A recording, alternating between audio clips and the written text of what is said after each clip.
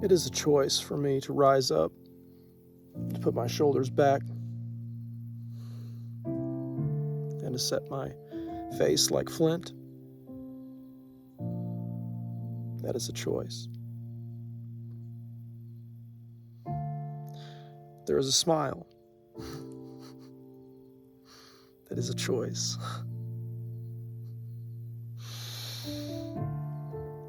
And when I choose that smile, I'm just grateful that it feels welcome on my face still.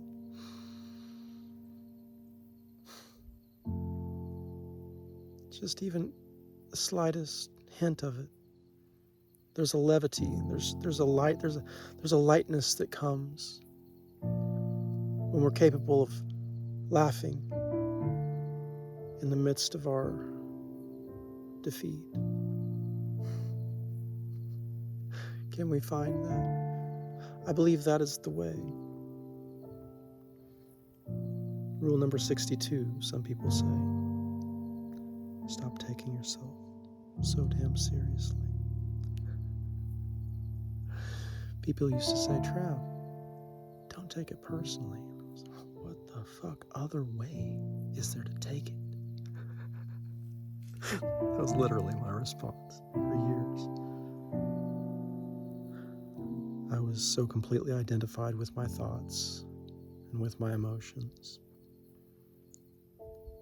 that I thought there was no other thing but personal. I find that the more non-personal I realize myself to be, the more true love I am able to pass on, and the more appropriate boundaries I'm able to maintain so that my ship doesn't sink.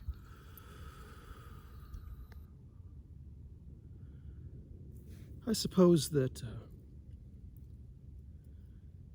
making a video documentation of ceremony like this, of intentional ceremony, is like erecting a monument of sorts, something I will return to, this documentation.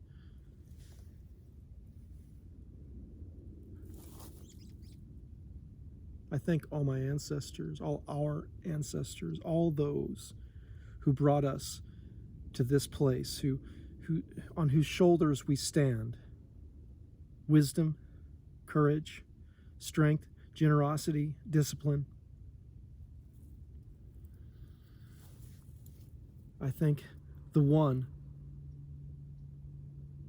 love made manifest in all our ancestors, those who came out of Africa, across the Bering Strait, from Asia, how we just spread out throughout the world.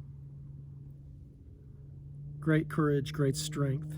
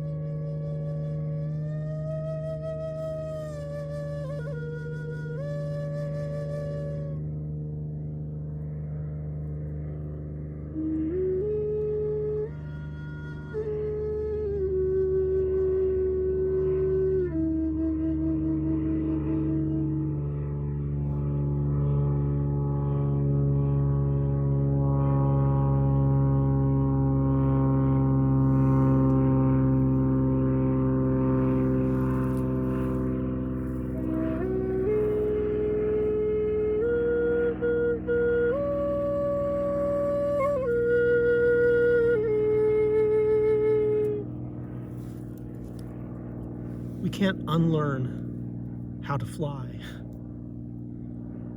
nor can we unlearn the atomic bomb, I suppose. Our technology and the way we've integrated it into our lives now. We've taken these massive leaps forward due to these very creative neocortexes.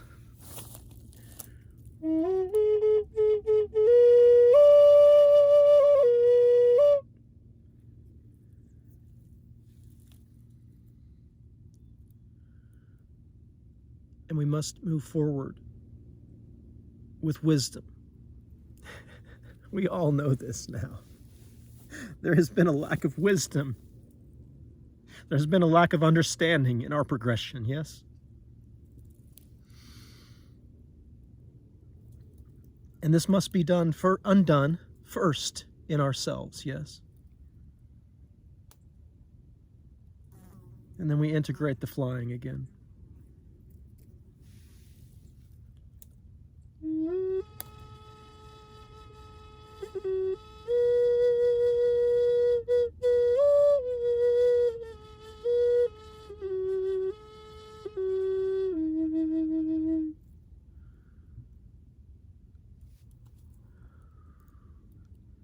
We release our resentments, our accusations, all that toxicity. We release it.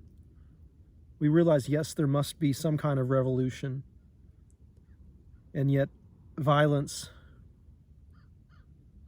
anger is not the answer.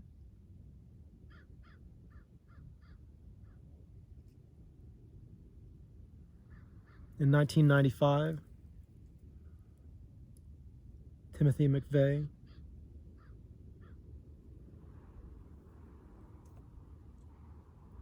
destroyed a federal building, children.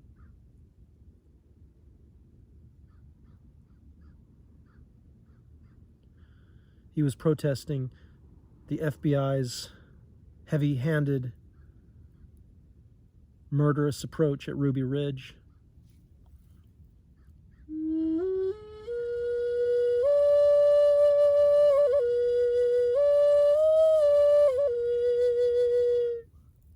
Centralized government is part of our problem. We have released our own authority. Like in the Bible when God's like, hey, look, you don't need a leader. They're like, give us a leader, right? We cannot govern ourselves. We must govern ourselves.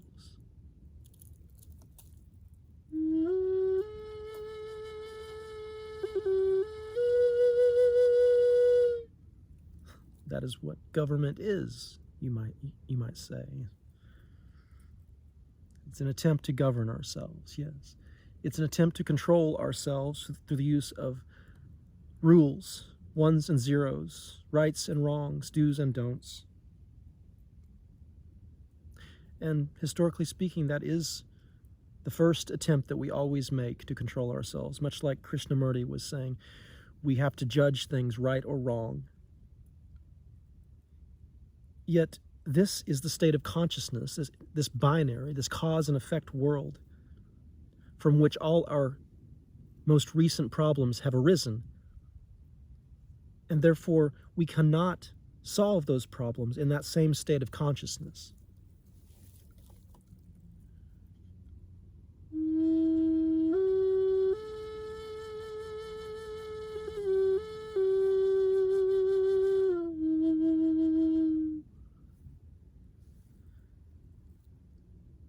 We must exhaust our rational mind, go to school, study, learn your logical arguments, and use them until you've exhausted yourself.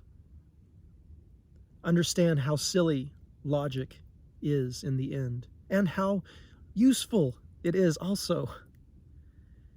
And then, as our friend Ken Wilber says, we transcend that rational state, and we join the cosmic mind, the Christ mind, the one mind.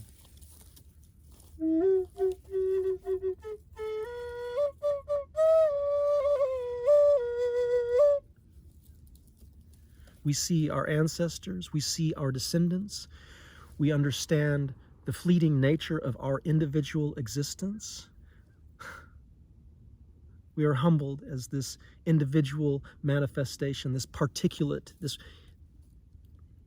isolated one. We transcend that fear, that loneliness, that sense that we are alone. We are reconciled. We are united. We are now in union with the Father. Christ's prayer, Jesus' prayer is answered. May they know that they are one with you as I am one with you. We are all one.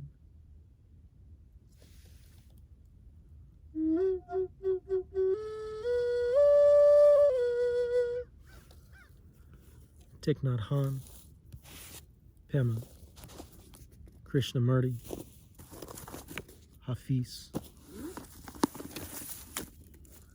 my good friend Jesus.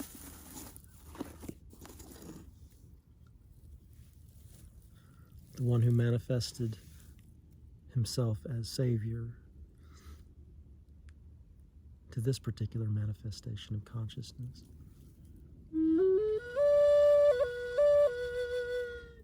As we know now, though, Jesus was misappropriated by an arrogant and sick people. We understand that, right? We see that now. It's clear to us now.